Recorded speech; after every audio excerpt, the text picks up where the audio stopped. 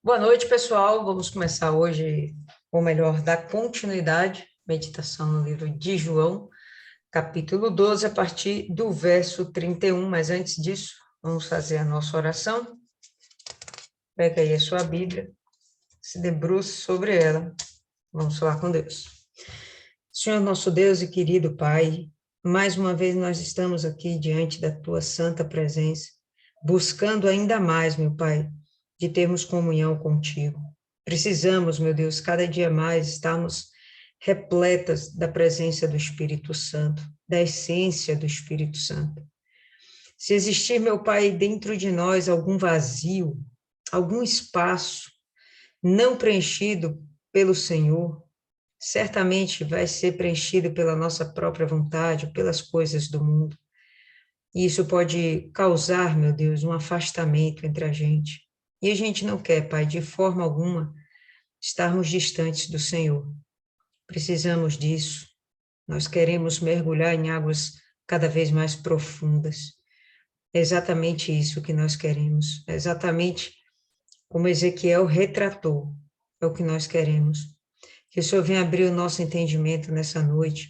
Que o Senhor venha nos dar, meu Pai, a sabedoria necessária, o conhecimento necessário, para que possamos usufruir o máximo possível da sua palavra, que possamos colocar todos esses entendimentos que o Senhor vai nos dar hoje em prática e fazer, meu Pai, com que as nossas vidas sejam melhores, nossas almas sejam melhores e mais agradáveis ao Senhor, mais úteis dentro da tua obra.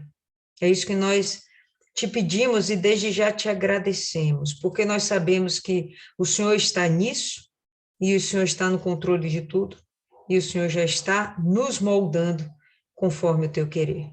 Em nome do Pai, do Filho e do Espírito Santo. Amém e graças a Deus. Amém, povo lindo. Então vamos lá. João 12, verso 31.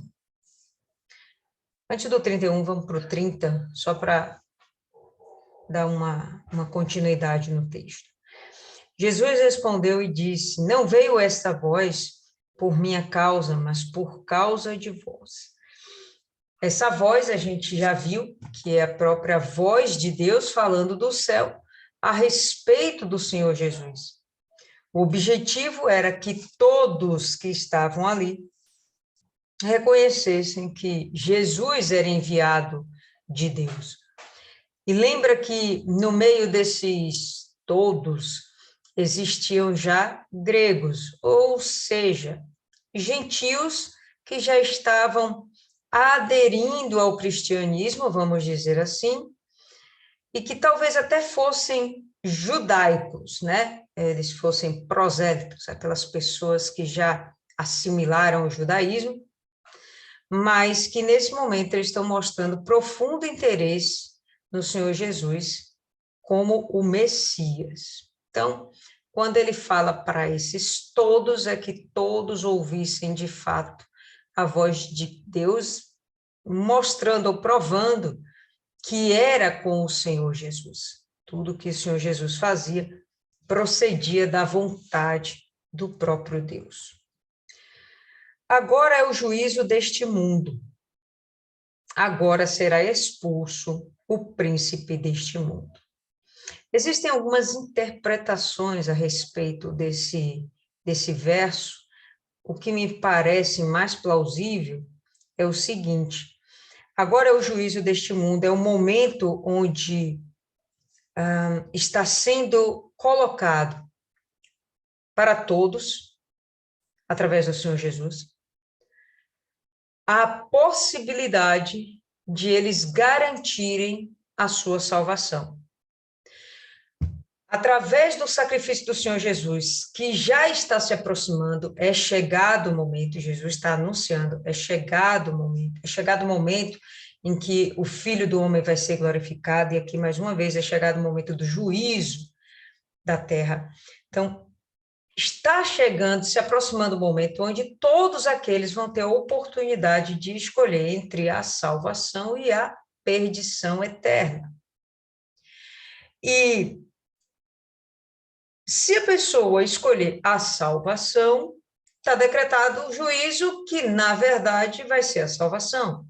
Se ela rejeita o Senhor Jesus, né, se essas pessoas rejeitam o Senhor Jesus, está decretada, então, a perdição, que é a segunda morte. Agora será expulso o príncipe deste mundo, e eu não imagino que seja nesse exato momento onde o Senhor Jesus está sendo crucificado, ou quando ele está falando essas palavras.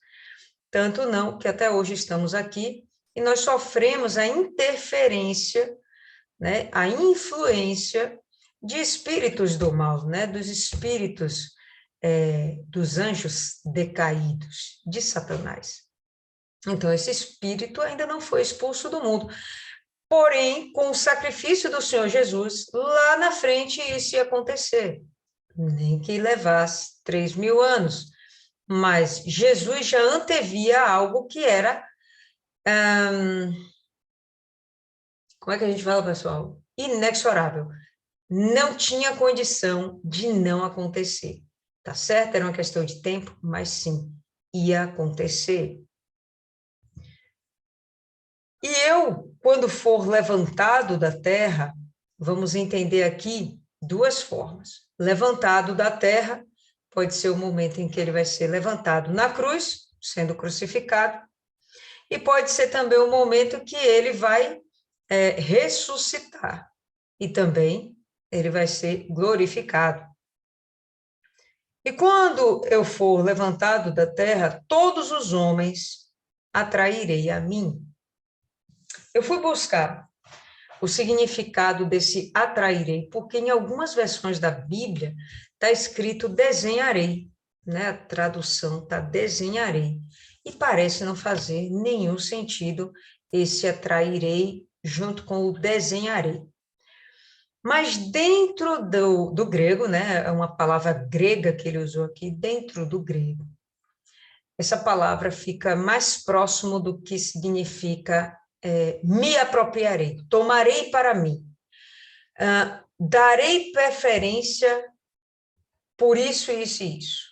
Então, é como se, de fato, a partir desse momento em que está sendo concretizado o sacrifício do Cordeiro perfeito, está havendo justamente essa capacidade do Senhor Jesus atrair para si todos os olhares, não só dos judeus, mas também dos gentios, que aqui já começaram a mostrar interesse no Senhor Jesus, e a gente vai ver que a igreja, na verdade, vai se expandir mais para os gentios do que necessariamente dentro dos judeus, né? Então, nesse momento que ele quer dizer isso, atrairei para mim todos os homens. A salvação vai ser oferecida para toda a humanidade, para toda a humanidade. E dizia isso significando de que morte ele deveria de morrer, já sabemos, crucificado. Respondeu-lhe a multidão: nós temos ouvido que a lei, ou temos ouvido da lei, que o Cristo permanece para sempre. E como dizes tu, é necessário que o Filho do Homem seja levantado. Quem é esse Filho do Homem? Então, a gente vai abrir aí no livro de Isaías, no capítulo 89. Isaías 89.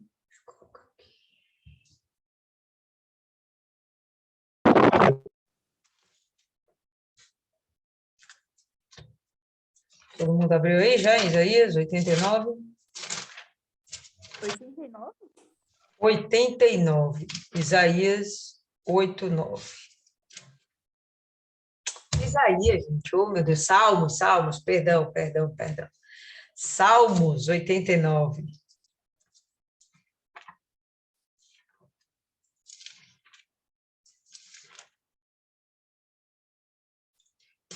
Todo mundo? E a gente vai ter o seguinte, no verso 4. Verso 4, a gente já vai ter o seguinte: para sempre estabelecerei a tua posteridade e firmarei o teu trono de geração em geração.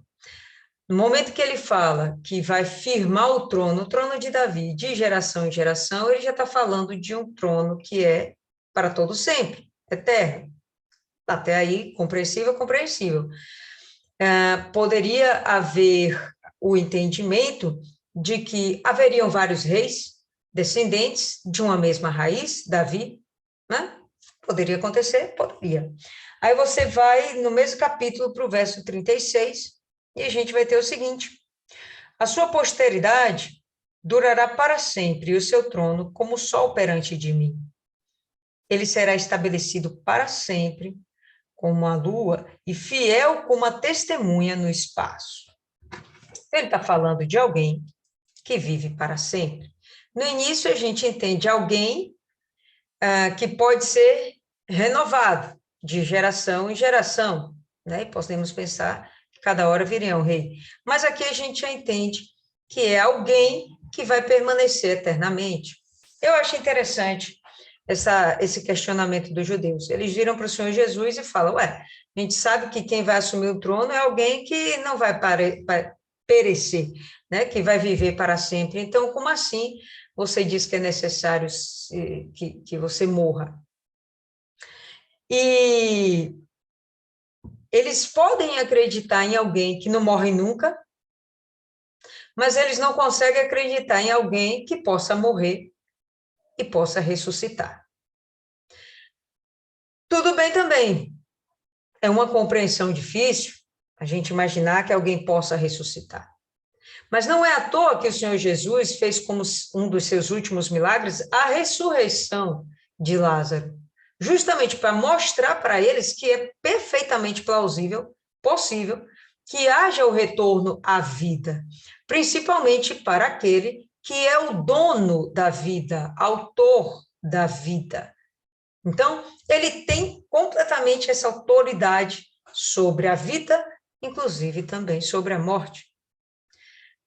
Quando ele fez os milagres, e fechando com chave de ouro, dentro de João, esse último milagre, ele estava querendo mostrar justamente isso. Olha, eu posso ressuscitar dos mortos e eu posso ser eterno. Então ele vai continuar. Então Jesus disse-lhes: ainda por um pouco de tempo, a luz está convosco. Andai enquanto tendes luz, para que as trevas não venham sobre vós. Pois quem anda nas trevas não sabe para onde vai. E é ótimo a gente pensar em algo parecido, né? Imagina você aí, fecha seus olhos e tenta andar para frente. Talvez dentro da sua casa você consiga dar alguns passos sem tropeçar. Agora vamos para um ambiente onde você não conheça, né? Um local que seja para você completamente diferente e de olhos fechados, no escuro. Pouco provável que você não vá cair nos primeiros passos.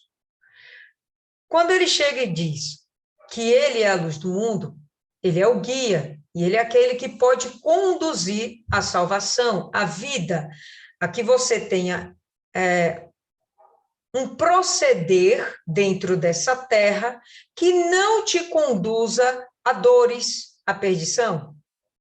Ele sendo a luz, né? Ele tem esse poder através da palavra.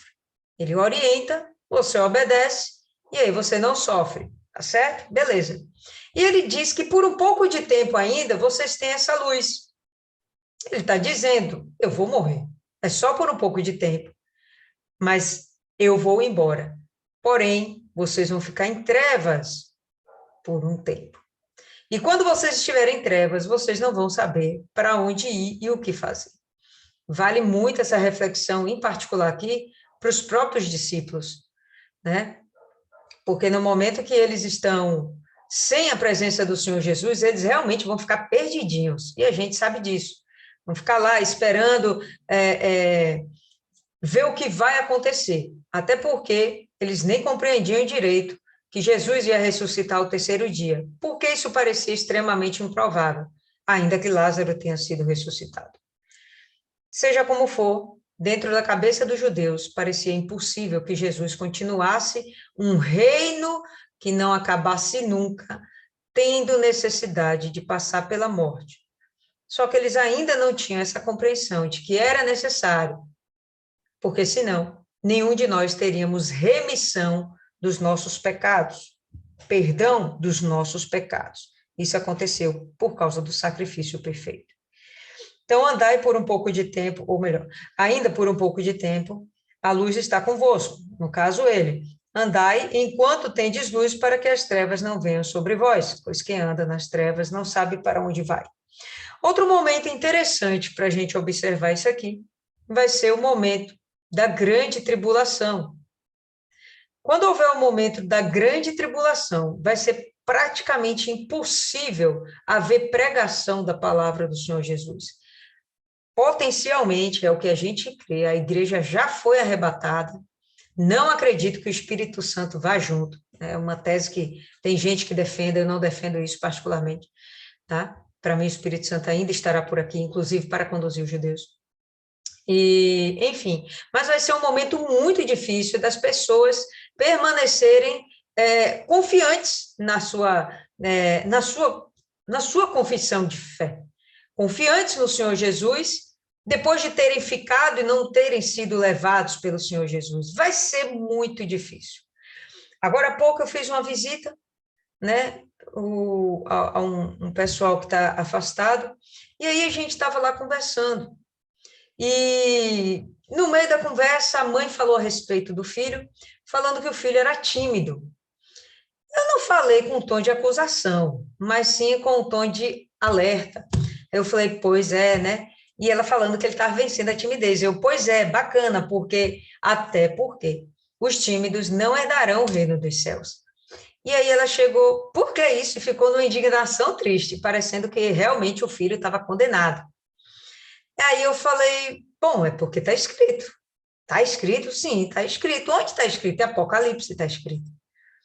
Mas aonde? Eu falei, senhora tem Bíblia aí? Pega a sua Bíblia aí que a gente vê agora. Ah, eu não tenho Bíblia, mas minha filha tem. Então pronto, pega aí a Bíblia da sua filha e vamos dar uma olhadinha. Pense que a Bíblia está na letra desse tamanho, aquela penumbra de luz, eu não estava conseguindo enxergar nada praticamente, mas tentei achar o bendito do versículo na Bíblia da menina. Não consegui. Quem achou o versículo? Justamente o menino que era tímido. Ele foi no Google, no celular, e achou e falou comigo. Apocalipse 21, capítulo 8, ou versículo 8. Beleza, aí peguei, abri. Na versão dela não tinha a palavra tímido, mas tinha a palavra covarde. E aí eu falei, começamos a discorrer a respeito do assunto, falei, pessoal, é muito provável que a igreja ainda venha sentir as pequenas dores, não necessariamente as grandes, mas sim as pequenas dores, que são os momentos que nós estamos vivendo. E nós já vemos pessoas sendo perseguidas porque creem no Senhor Jesus, pessoas que são mortas sumariamente porque confiam em Deus, porque professam a fé no Senhor Jesus. Ok, todo mundo sabe disso, mas parece que para aquele jovem, para aquela mãe, isso era uma coisa surreal, não acontecia. Eu falei, ué, vai lá na China agora e fala que você ama Jesus. Você vai para um campo de concentração, na melhor das hipóteses. Na pior, você vai ser executado. Vai lá no Oriente Médio e fala que você ama Jesus. Não tem nem campo de concentração, é decapitação sumária. Então, se a pessoa não for suficientemente corajosa para assumir o Senhor Jesus, ela vai morrer, né? Mas a morte eterna, porque ela pode viver no corpo um tempo, mas depois morre. Aí eu cheguei e falei, então esteja preparado para isso, meu jovem. Ele falou, não, eu espero nunca passar por essa situação. E aí eu falei, difícil, ver como as pessoas hoje estão cegas, né? Que nem aqui os judeus, cegas. Tá tão na cara, tá tão evidente, tá tão acontecendo, mas a pessoa não se dá conta. Completamente absorta, né? Desligada do que está acontecendo no mundo nesse exato momento. Enfim, aquele que anda nas trevas certamente não vai ter a salvação, Enquanto tendes luz, crede na luz, para que sejais filhos da luz. É aquela história de filho de peixe e peixinho é? A gente já viu lá em Salmos, capítulo 82, que aquele que é filho de Deus são considerados deuses pelo próprio Deus. E aqui ele está falando que aquele que crê na luz, que é filho da luz, são filhos da luz. São pequenas luzes que existem nesse mundo para dar continuidade ao trabalho da luz, que é continuar ensinando, falando da palavra de Deus, né? Estas coisas disse Jesus e retirou-se, escondendo-se deles. Há quem defenda que sempre que nesses momentos, na última semana do Senhor Jesus, ele some, desaparece à noite, ele está indo justamente para Betânia, para dormir na casa de Lázaro. Então, como de Jerusalém para Betânia era pertinho, 3 quilômetros, então, sei lá, coisa de uns 40 minutinhos aí andando.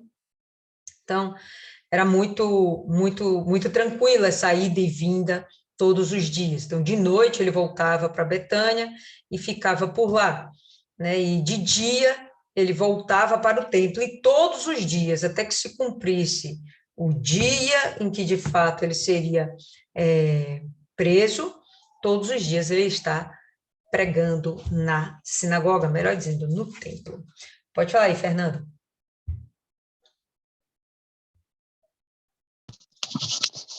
Esse versículo 35 e 36 me remete muito a Isaías 55, 6, que diz: buscai ao Senhor enquanto se pode achar, invocai-o enquanto está perto, porque é o momento de estar buscando a presença de Deus, e o momento é sempre agora, porque nós não sabemos o dia de amanhã, né?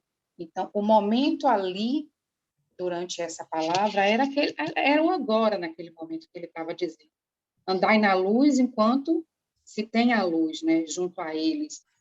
E aí, alguns, né, a maioria deles, perderam essa oportunidade, como hoje, muitas pessoas às quais a gente leva a palavra de Deus, perdem também essa oportunidade, ou podem perder, deixando sempre para depois, né?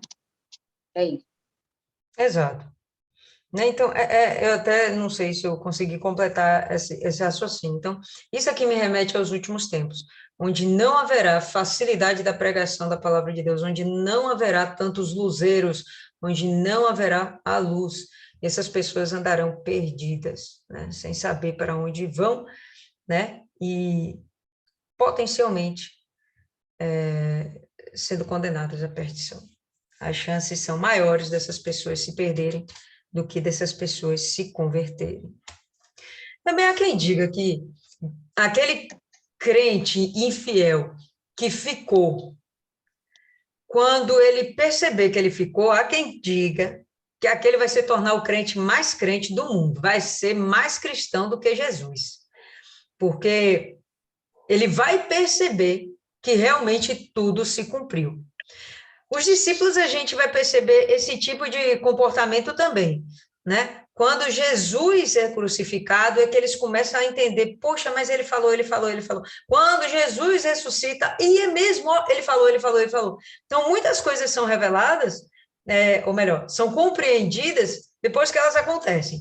Enquanto está só no mundo da profecia, aí as pessoas não dão tanto crédito. Mas quando se cumpre, e algo que foi dito, poxa, olha, é verdade. Então, há quem diga que esses cristãos que ficarão serão mais cristãos do que o próprio Jesus. Pode falar aí, Fernando. Sim, eu também concordo que se refere também ao fim dos tempos, né? Que isso tudo aí, de fato, vai acontecer, que as pessoas ficarão nessa situação. Contudo, também é o fim para muita gente que ouve a palavra hoje, adia a decisão e acontece que ela não vai ter outra oportunidade. Então, é perder mesmo, andar na luz enquanto se tem a luz para ela, né? Enquanto ela tem essa possibilidade. Então, eu acho que se aplica, sim, as duas possibilidades, porque é o fim nos dois casos, né? Sim, sim. Beleza. Fala aí, Martiane. Eu não concordo muito com isso. Por quê? Porque a gente vê, né, que, enfim, as profecias de Apocalipse já estavam previstas, né? A gente só não sabia que seria em forma de pandemia, né? E em outras doenças aí, como Covid e influenza e etc e tal. Mas, enfim, é claro que ninguém esperaria um cavalo amarelo aparecer e matar um monte de gente, né? Um cavalo verde aparecer aqui, aí é muita noia. Mas eu discordo um pouquinho, né? Porque a gente consegue ver um povo, um evangelho, né? A gente pode ver que essa pandemia dividiu, né? Um evangelho antes e um evangelho depois dessa pandemia. A gente pode perceber que aquelas pessoas que estavam meio lá, meio cá, já não estão mais. E a gente também pode perceber que outras pessoas que não estavam nem aí, para elas foi como se tivesse sido um despertamento, né? Essas pessoas se entregaram que a gente menos esperava, pediu para se batizar, né? Foi até uma igreja, seja universal, seja qual for, e foi se entregar, né? Então a gente pode ver que na verdade, casos e casos, né? E também teve nessa pandemia pessoas que estavam meio lá e meio cá, e a gente percebe que dentro da igreja, né? Elas também despertaram, né? Elas tiveram esse despertamento, né? Acordaram para a vida, e se entregaram de verdade, né? Pararam dessa coisa assim. Mas eu acredito muito que, na verdade, a gente não sabe. Na verdade, a gente não sabe, porque eu tenho a mania de falar assim, que a gente não tem o controle de tudo, né? Às vezes tem coisas mesmo que a gente programa, a gente pensa determinada coisa e não é nada daquilo. Não é nada daquilo. Vem a vida, sei lá, vem Deus, né? Testa nossas palavras e aquilo tudo foi por água abaixo. Eu tiro como exemplo Pedro, né? Pedro falou lá para Jesus, cara, eu não consigo imaginar que ele falou assim de boca para fora, ó, se eu for, eu vou morrer junto, viu? Eu acho que ele falou de todo o coração, de verdade.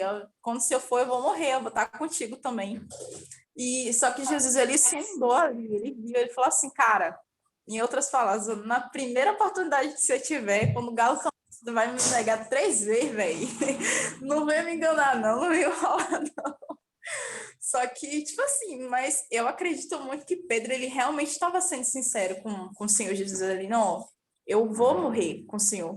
Então, eu acho que isso depende muito de cada um, entendeu? Da escolha que cada um vai fazer. E é isso aí. Perfeito. Bom, verso 37.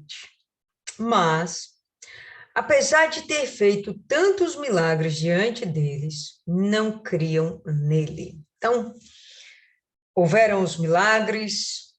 Essa não é a primeira vez que uma voz do céu fala com o Senhor Jesus e existem testemunhas para testemunhar esse momento. Eles estão percebendo o cumprimento das profecias, Jesus está falando palavras de vida, enfim, eles não creram. Quando ele fala eles não creram, vamos imaginar principalmente a turma do Sinédrio, principalmente a turma do Sinédrio, certo?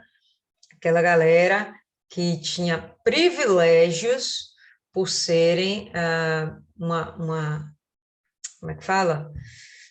Uma classe com poder dentro no meio dos judeus, né? Dentro da Judéia. Mas muita gente estava crendo é o que o texto vai falar aqui, né? Logo em seguida. Então, ok. Mesmo apesar de ter feito tantos milagres diante deles, não criam nele. para que se cumprisse a palavra do profeta Isaías, que dizia: Senhor, quem tem acreditado no nosso relato e a quem foi revelado o braço do Senhor? Isso está escrito em Isaías 53, no verso 1. E quando ele faz essa pergunta, né, a quem foi revelado, ou melhor, quem tem acreditado no nosso relato, é como se eles também perguntassem, os profetas perguntassem, quem é que acredita naquilo que estamos falando? O próprio Jesus está falando coisas e eles não estão acreditando. Aí depois vem, a quem foi revelado o braço do Senhor? No sentido de, a quem foi revelado o poder do Senhor? Os milagres do Senhor? Todas aquelas pessoas receberam tanto a palavra, tanto o relato, tanto o testemunho, quanto também os milagres. Eles foram, alguns, até participantes diretos desses milagres. Então, o que Jesus está falando é, olha, a palavra de Deus está se cumprindo. Ainda que vocês sejam incrédulos, até a incredulidade de vocês serve para cumprir a palavra de Deus, até a incredulidade de vocês. Por isso, eles não podiam crer, pelo que Isaías disse outra vez. Ele cegou-lhes os olhos e endureceu-lhes o coração, para que eles não vejam com seus olhos, nem compreendam com seu coração, e se convertam, e eu os cure. Isso está escrito em Isaías, capítulo 6, no verso 10. E aqui foi que eu deixei aquela provocação para vocês. Por que que vocês acham que o próprio Deus não quer que tais pessoas se convertam? Por que que ele não quer que tais pessoas sejam curadas por ele mesmo? Alguém teria alguma colocação para fazer? Milene? Eu acho que tá claro, né? A dureza do coração, a resistência à palavra, à verdade, a resistência ao próprio Deus, que se fez carne, que se fez homem, que prega, que está fazendo milagres. Ele fala e faz um milagre para facilitar, digamos assim, até a compreensão, e ainda assim é a dureza do coração do homem, a resistência à palavra de Deus gera isso. Eu acho que eu imagino que quando uma pessoa morre sem a salvação, pela misericórdia do nosso Deus, por ele ser nosso Criador, nosso Pai, por ser a fonte do amor, ele não permitiria que a pessoa morresse sem salvação se em algum momento da vida dela ela se arrependeria, digamos assim. Eu acho que quando a pessoa morre sem a salvação é porque, como Deus conhece toda a nossa vida, ele sabe que não haveria um arrependimento sincero. Haveria talvez um remorso, mas não um arrependimento. Então, quando aqui já mostra, digamos assim, poderia ter uma inércia de Deus. Deus não age mais numa tentativa de convencer, de salvar. Então, é duro ver nessa palavra, eu meditando com a provocação que a senhora fez, e já vi em outras, acho que em Êxodo também, já tem outras passagens da Bíblia que fala isso, que Deus endureceu o coração, acho que foi até do faraó também, e eu levo sempre, eu sempre penso nesse sentido, de que não é que Deus endureceu o coração, é que Deus não mais fez, digamos assim, um esforço para que aquele coração fosse quebrantado diante de não encontrar nenhuma pontinha ali de fé, algo que ele pudesse agir. Então, ele é como se lavasse as mãos, né? Deixa por nossa escolha mesmo, é o que eu imagino. Fala aí, Fernanda. Então, se eu pudesse colocar todo o embasamento para responder essa questão em duas palavras, eu colocaria juízo e salvação. Lá em Isaías 6, é um contexto de juízo, porque no 11, Isaías pergunta, até quando, Senhor? Ele diz, até que se cumpra. Ele traz lá a relação de coisas que vai acontecer e que ele quer fazer acontecer. Então, até que se cumpra o juízo que ele vai fazer para com aquele povo desobediente e tudo mais. Trazendo isso para cá, para essas pessoas que estão ouvindo o Senhor Jesus ali e que não creram, e que não creem, e que a palavra diz que o Senhor endureceu o coração, nós voltamos para aquela questão de que convinha que elas não crescem. Estamos falando, na maioria, dos principais, dos sacerdotes, dos fariseus. Alguns até criam, mas não estavam dispostos a sacrificar suas posições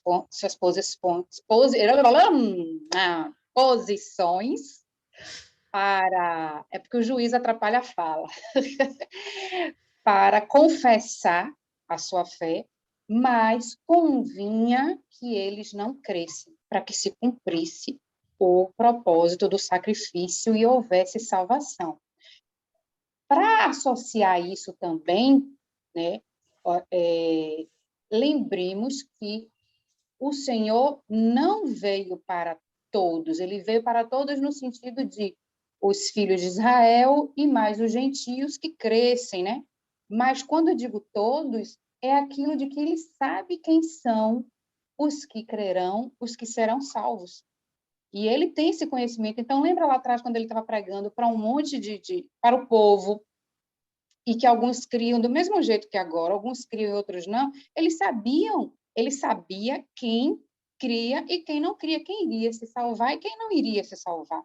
Então, resumindo, para não falar demais, juízo, de fato, como já foi dito agora há pouco, momento de juízo, porque é uma definição da possibilidade de haver salvação ou não haver, e que convinha que eles não crescem de fato, para que se fizesse acontecer o sacrifício e possibilitar ali a oportunidade da salvação. Por isso, de fato, eu creio sim que o Senhor endureceu o coração deles, até mesmo porque, conhecendo eles, sabiam que não haveria, de fato, salvação. Ok, é por aí mesmo, né? Eu penso dessa mesma forma. As duas falaram coisas que se complementam, né? Mas Deus, ele tinha um propósito para ser cumprido. Essas pessoas que não estavam crendo, na verdade, fazem parte do cumprimento do propósito de Deus, né? Do que ele mesmo já tinha planejado, e elas estão atrapalhando também a conclusão do propósito. Ainda que elas estejam sendo usadas, elas estão atrapalhando. Atrapalhando em que sentido? Muita gente está deixando de ter ousadia, de ter coragem, de assumir que crê em Deus, que crê no Senhor Jesus, por medo dessas pessoas. Então, convém que essas pessoas simplesmente sejam removidas por conta da própria dureza do coração, porque elas escolhem ser estúpidas, elas escolhem ter o pensamento cauterizado, elas escolhem ser orgulhosas e simplesmente imutáveis, continuam pensando e crendo naquilo que elas escolheram acreditar. Quando o Senhor Jesus vem trazendo uma nova ideia, eles simplesmente rejeitam. Então, vamos lá. Essas coisas disse Isaías quando ele viu a sua glória e dele falou. Contudo, muitos dentre os principais governantes creram nele. Muitos dentre os principais governantes. Muitos. Não significa a maioria e não significa todos, mas muitos dessa galerinha da alta, do Sinédrio, dos principais, muitos creram, mas por causa dos fariseus não o confessavam, para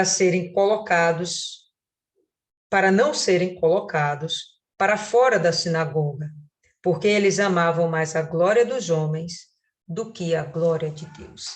E aí foi o que eu estava falando com esse jovem há pouco. Então, qual a sua escolha? Ah, não, mas, poxa, eu vou morrer se eu disser que eu acredito em Deus. Eu vou morrer. Sim, mas se você não confessar o Senhor Jesus, aí a sua morte vai ser pior, ainda que sua carne viva mais um tempo, que não vai ser para todo sempre, porque se tem uma coisa que é muito certa, é que a gente vai morrer, Eu não, porque eu vou ser arrebatada, mas enfim, se existe uma certeza para a humanidade, é que ela não é perene. Se ela não é perene nessa terra, em algum momento, a eternidade vai continuar no pós-vida. Aí você escolhe, né? Na morte ou realmente na glória. Então, quando ele fala que eles amavam mais a glória dos homens do que a glória de Deus, é interessante umas passagenzinhas aqui que eu vi. Pega aí no livro de Filipenses, capítulo 3.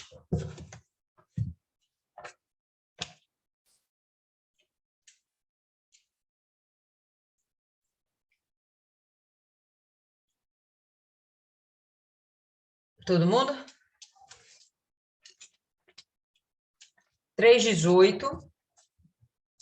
A gente vai ter o seguinte: pois muitos andam entre nós, dos quais repetidas vezes eu vos dizia, e agora vos digo até chorando, que são inimigos da cruz de Cristo. E o destino deles é a perdição. O Deus deles é o ventre, e a glória deles está na sua infâmia, visto que só se preocupam com as coisas terrenas. Algo que Paulo falou, que o próprio João está falando aqui também, tá certo? Eles amam mais a glória dos homens do que a glória de Deus. Eles não queriam perder esse prestígio de estarem dentro da sinagoga, sendo, de alguma forma, reverenciados até mesmo por Roma, considerados, vamos dizer assim, por Roma, tendo lá seus privilégios de vida. Para ele estava muito bom, obrigada. Por que eu vou arranjar confusão, ainda que eu creia em Jesus? E até aí, pessoal, ele crê em Jesus e ter medo, tudo bem, né? Isso pode acontecer com qualquer um de nós. Mas o ter medo e deixar que o medo te domine e que você não confesse a Deus, aí não, aí você já caiu no pecado. Então, eles estavam aqui, né? Ainda que crendo no Senhor Jesus, a salvação deles não era garantida. Vamos lá. Jesus chamou e disse, clamou e disse, quem crê em mim, crê não em mim, mas naquele que me enviou. E quando ele fala que ele clamou, ele está falando aqui em alta voz, a plenos pulmões, para toda aquela multidão ouvir. Quem crê em mim, não crê em mim, ou crê, não em mim, mas naquele que me enviou. E quem me vê, vê aquele que me enviou. Eu vim como luz para o mundo, para que todo aquele que crê em mim não permaneça nas trevas. E, nas entrelinhas, o que ele quer dizer é que todos aqui estão nas trevas. Por quê? Porque todos pecaram e nenhum da humanidade é inocente. Então, quando ele vem dizendo que ele é a luz do mundo, ele é a oportunidade de salvação. E se algum homem ouvir as minhas palavras e não crer, eu não julgo. Por quê? Porque eu não vim para julgar o mundo, mas para salvar. Então, esse não é o momento de juízo. Nesse momento, não há juízo, mas sabemos que vai haver um momento em que, sim, Jesus vai ser o justo juiz e ele vai julgar. Quem me rejeitar e não receber as minhas palavras, já tem quem o julgue. A palavra que tenho falado, essa julgará quando? No último dia. Quem falou a palavra? Ele. Em outras palavras, quem é que vai julgar no último dia? O próprio Senhor Jesus. E o que ele vai usar de argumento? Quais são as provas? Eu acho que é assim que se fala, né, dentro do direito. Quais são as provas de que aquelas pessoas elas estão sendo condenadas, elas devem ser condenadas? Justamente as palavras que ele falou, toda a palavra de vida, de exortação, de disciplina, que ele avisou nesse momento e que foi rejeitado. E que ainda ecoa através dos séculos para todos nós, através da palavra de Deus, através da Bíblia. As palavras do Senhor Jesus ainda ecoam aqui nos nossos ouvidos, em nossos corações. Ainda de forma que, ou melhor, de forma que está válida essa sentença que ele diz: quem me rejeitar e não receber as minhas palavras, ainda que muito tempo depois, ainda que hoje, agora, no nosso dia, já tem quem o julgue. A palavra que eu tenho falado, essa o julgará no último dia. Porque eu não tenho falado de mim mesmo, mas o Pai que me enviou, ele me deu um mandamento quanto ao que dizer e como falar. Esse mandamento, ele tem uma tradução também de comissão. É como se o Senhor Jesus tivesse uma comissão, uma missão paralela, coadjuvante à própria missão de Deus, que é de criar a humanidade e de manter essa humanidade dentro de uma eternidade junto com ele. Bom, quem é que ajuda nessa missão?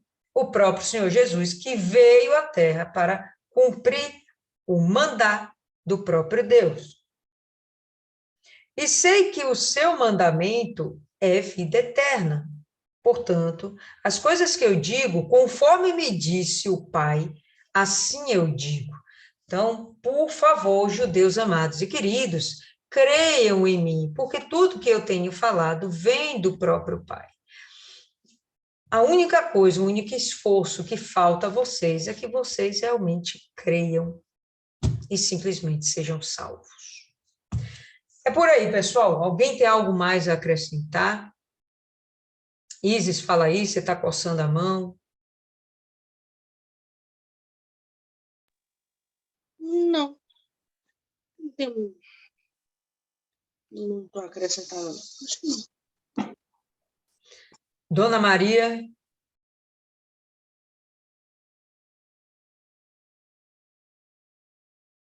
Dona Maria dormiu. Dona Ana. Está muito claro, né?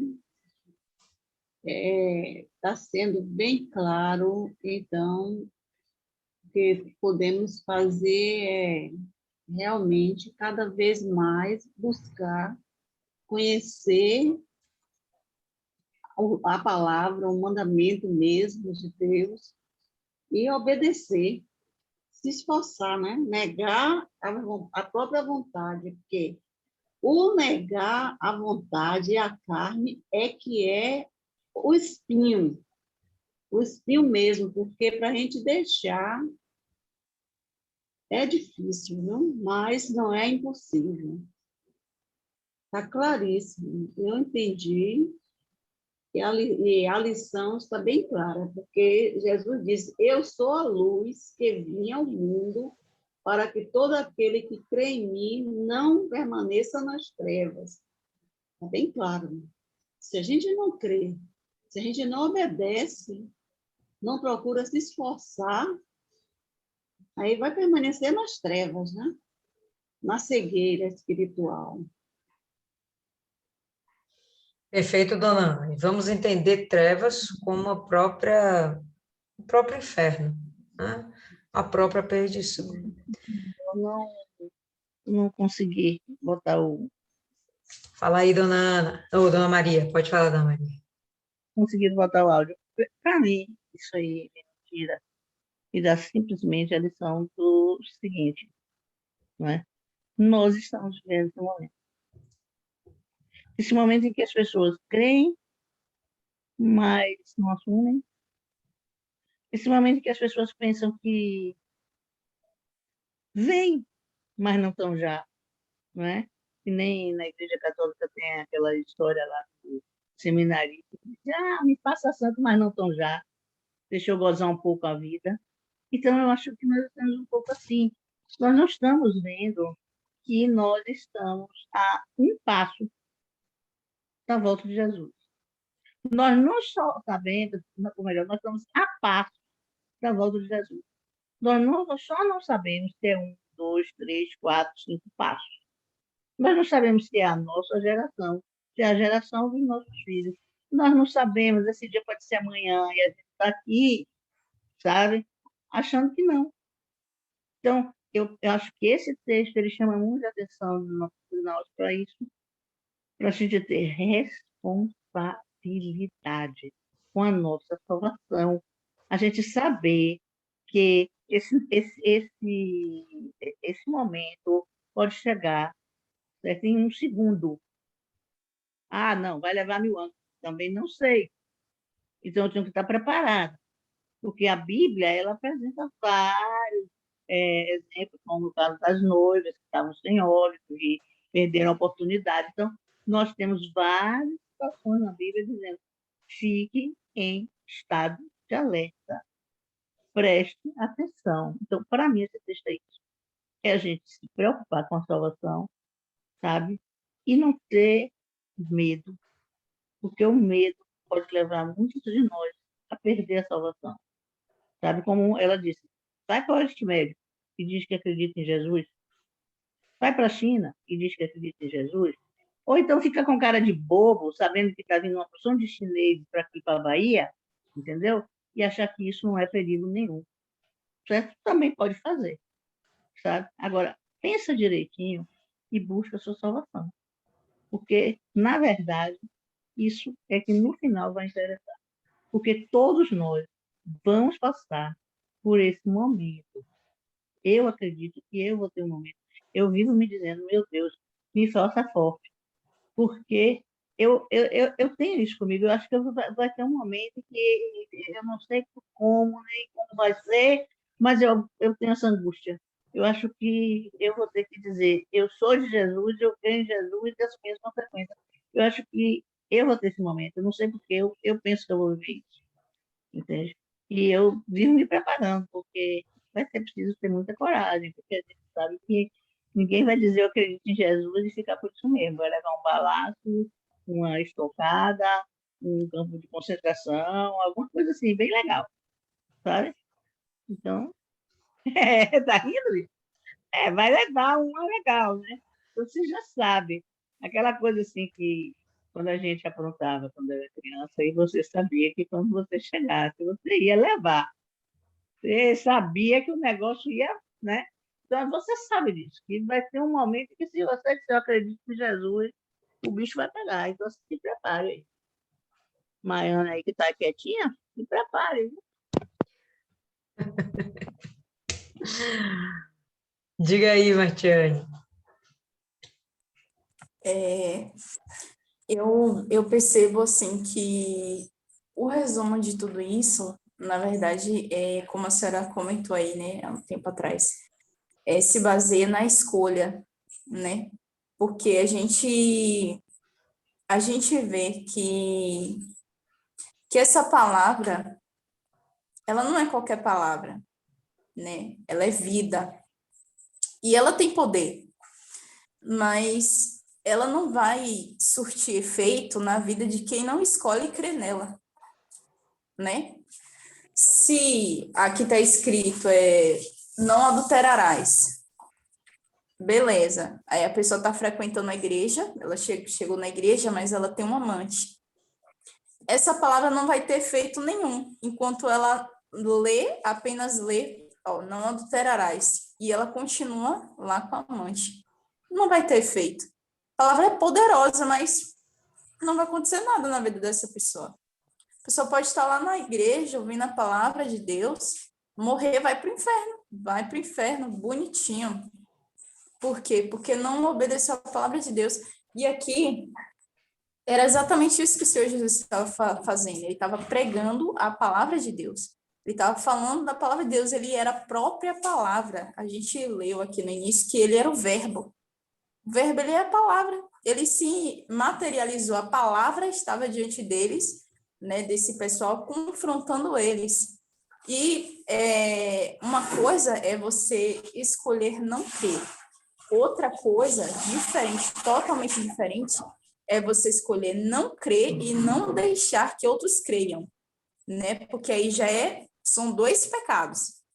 Eu estou negando a palavra, eu sei que ela é verdadeira, mas eu não estou crendo nela. Eu escolho não crer, eu já estou cometendo um pecado que é a de condenação. Segundo pecado, eu tento contaminar e minar a fé de alguém, né? Isso daí é pecado também. E é exatamente isso que essas pessoas estavam fazendo, né? Muitos dos fariseus, eles não criam e não deixavam outras pessoas crer.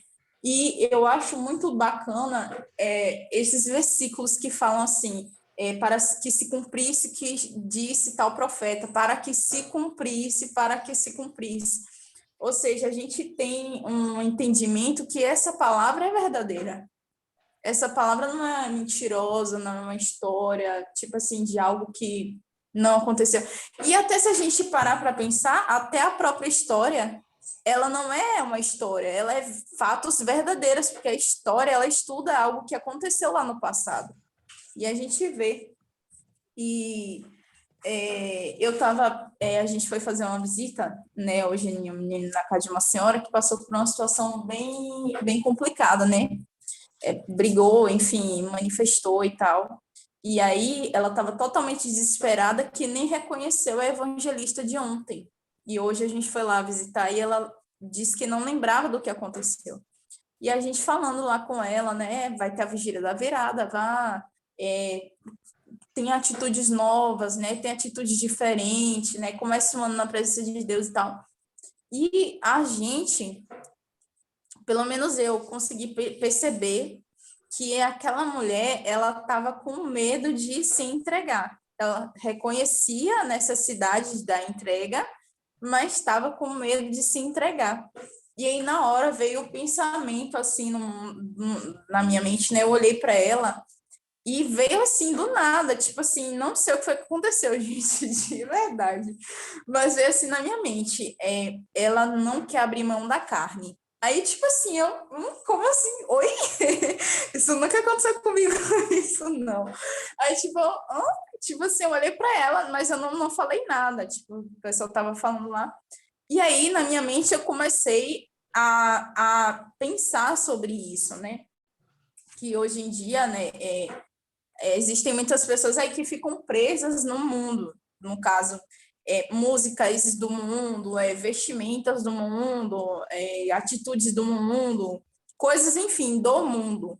E quando acontece algo muito ruim com ela, que faça com que ela tenha, digamos assim, aconteça uma situação com ela, onde ela esteja diante prestes de uma experiência com Deus, ou então de um afastamento de Deus, né? Aquela situação, o checkmate, né? O checkmate, aquela situação checkmate. E aí, as pessoas, às vezes, elas não se entregam para Deus. Pelo contrário, elas se afastam de Deus exatamente por medo dessa entrega.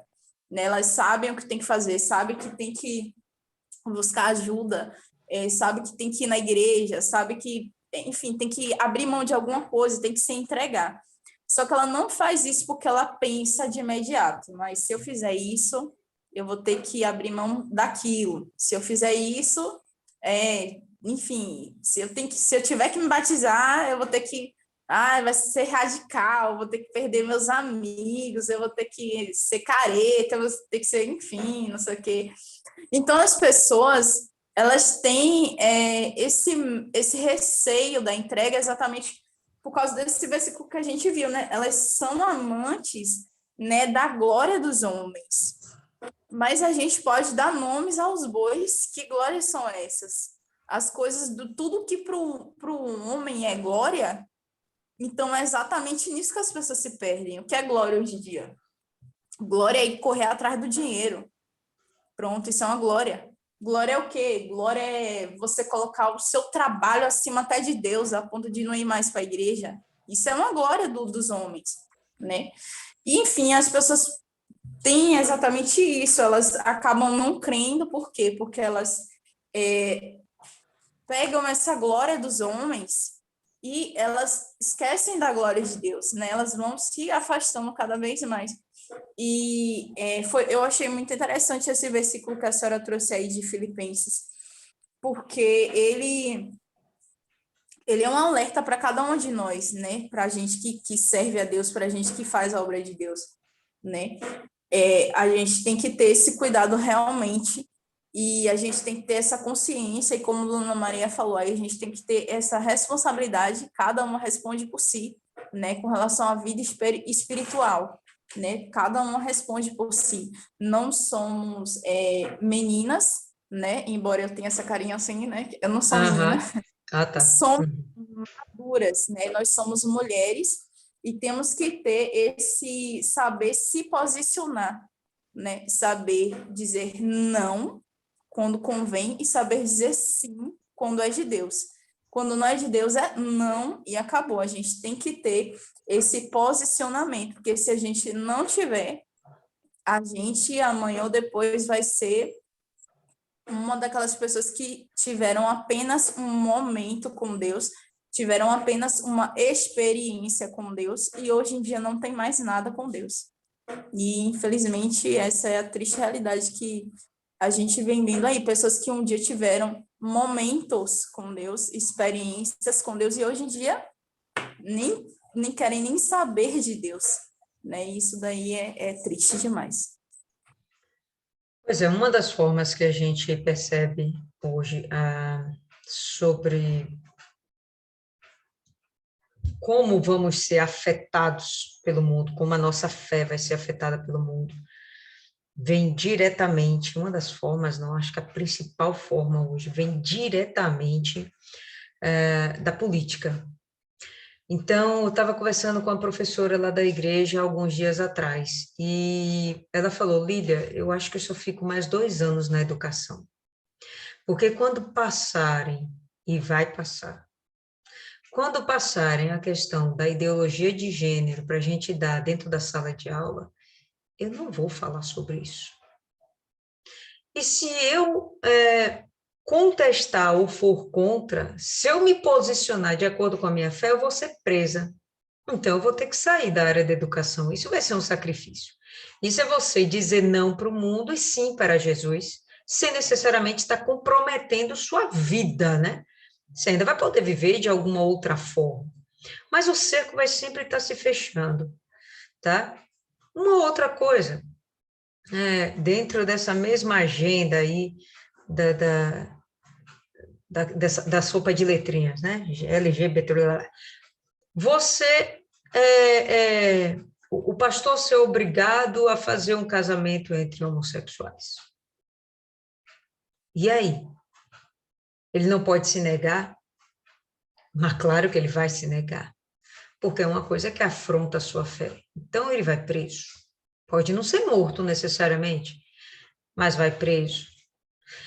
E vão vir outras cositas más, que vai afetar todo mundo. Todas nós seremos afetadas de alguma forma pela agenda do inferno, que vai vir sendo instaurada, colocada em prática, principalmente através da política. E ainda tem mais, pessoal, né, querendo dar uma desmotivada, não, mas ainda que tenhamos nossos representantes políticos no Senado, na Câmara, na Câmara de Vereadores, na Prefeitura, no governo federal, nada vai para isso. E sabemos por quê? Porque tem que se cumprir as escrituras. Então, nós, nesse momento, sem sombra de dúvidas, vamos sofrer as pequenas dores, né? Isso aí é irrefutável. Não tem como a gente fugir disso. O que a gente tem, de fato, é que se preparar. Eu gostei realmente dessa palavra aí de Dona Maria, né? A gente tem que ter responsabilidade com a nossa decisão, com a nossa profissão de fé. Temos de ter responsabilidade. Eu gostei desse termo. E, de fato, a gente vai ter que levar isso a termo. A gente vai ter que levar isso até o fim. E aí, necessariamente, a gente não vai estar incorrendo em morte, necessariamente não estaremos negando a Deus, mas nas entrelinhas a gente vai estar preferindo a glória desse mundo, fazendo o que esses muitos dos fariseus, né, muitos dos maiorais, muitos dos principais fizeram. Aceitaram Jesus, mas não que tiveram coragem de confessá-lo. Fala aí, Martiane. Desculpa aí, hoje eu tô chata. Mas deixa eu falar um negócio. Eu tinha botado um vídeo lá no grupo, eu não sei se vocês chegaram a ver, né, de uma jovem de outra denominação falando, né, eu acho que 40 minutos, não sei se alguns de vocês chegaram a assistir, mas eu achei válido e quem não assistiu, eu vou procurar e eu vou repostar novamente, porque é como eu tinha falado, ela fez um resumão de tudo aquilo que a gente vem ouvindo falar, né? Não só aqui, mas pelos nossos pastores, o bispo também. E o versículo que ela falou, né? Desperta, ó tu que dormes, e Cristo te iluminará. E ela falou exatamente sobre isso, sobre escolha e despertamento. E teve uma frase que me chamou a atenção, que quando a gente ouve a palavra, a gente é desperto. Só que a questão não é só ser despertado, a questão é o que você vai fazer com esse despertamento que você teve. E aí ela falou assim que, no caso, todos nós somos despertadores. Todos nós despertamos alguém, né? Quando a gente leva a palavra de Deus. Mas a questão de se levantar, né, daquele despertamento, é da pessoa. E aquilo me chamou muita atenção, né? Porque a gente realmente... E ela falou assim no vídeo, né? O que você vai fazer depois que você ouvir esse vídeo aqui? Né? Porque teve gente que antes da pandemia era mais intenso com Deus, louvava mais a Deus, ganhava almas e tal, evangelizava. E depois dessa pandemia, a pessoa praticamente morreu, né? A gente não vê mais a pessoa com aquela fé, aquela coisa assim. E aí ela deixou algo interessante. Ela falou assim, depois que essa pandemia passar, as igrejas vão voltar ao normal, né? Vai abrir, as coisas vão andar. E aí ela falou assim, a gente vai ter que receber pessoas o quê? Quebradas, pessoas desesperadas. E o que é que elas vão encontrar aqui? Será que elas não vão encontrar pessoas mais quebradas do que ela? Mais desesperadas do que ela? Mais desequilibradas do que ela? E aquilo me chamou muita atenção, porque realmente é tempo da gente despertar, né? Despertar e se levantar. Se levantar para quê? Para ser um exército forte, né? Um exército forte de pessoas decididas, definidas, né? De pessoas que sabem o que quer e que futuramente vão morrer por Cristo. Porque esse vai ser o futuro, entendeu? O futuro vai ser isso. Muita coisa ainda vai acontecer antes do Senhor Jesus voltar. E a gente vai ter que passar por muitos apertos. Então, eu achei isso muito válido. Depois eu vou estar mandando novamente lá no grupo. E ela me falou uma frase que fechou com chave de ouro, né? Subir de nível. A gente precisa subir de nível, a gente precisa ter amadurecimento, a gente precisa estar estreitado com Deus, né? E ter essa responsabilidade aí, igual a Dona Maria falou, né? Essa responsabilidade, de tomar a nossa vida espiritual como responsabilidade, né? E é isso aí, acabei. Fechou, pessoal. Mais alguém quer fazer algum comentário? Não, ninguém, beleza. Quem faz aí a oração de encerramento?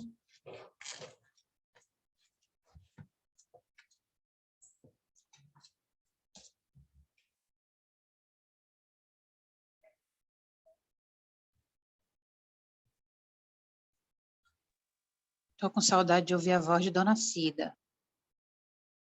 Eu ia dizer a mesma coisa, eu só não vou orar porque eu já falei demais.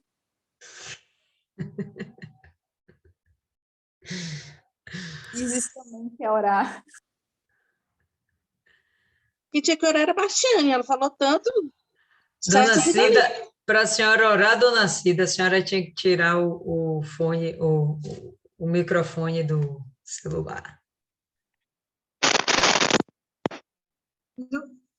Aí. Pode orar, Dona Cida, fique em paz. Mas se o cachorro latir? Tem problema não, a gente compreende que ele também... Ele também é de Jesus. Pode deixar o bichinho, pode deixar.